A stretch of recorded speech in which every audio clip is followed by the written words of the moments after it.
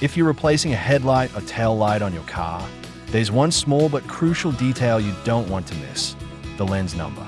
The lens number is a unique identifier that tells you exactly which type of lens your vehicle uses. It's important for matching the correct part, especially when buying used replacement. Now here's the trick. Depending on the vehicle, the lens number might be right here on the front, etched or molded into the plastic. It's usually small and often includes letters and numbers.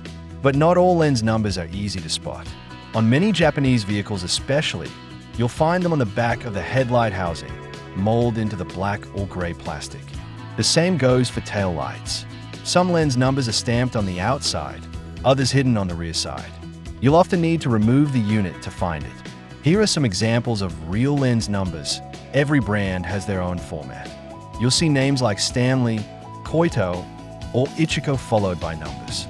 When you're searching for a replacement, make sure to include the full lens number in your search or inquiry. That way, you're more likely to get the correct part first time. No guesswork. Hope that helps. If you're in New Zealand, check out Auckland Japanese Car Parts Center for used parts at fair prices. Don't forget to like, subscribe, and let us know in the comments if you want to see more car part tips. Catch you next time.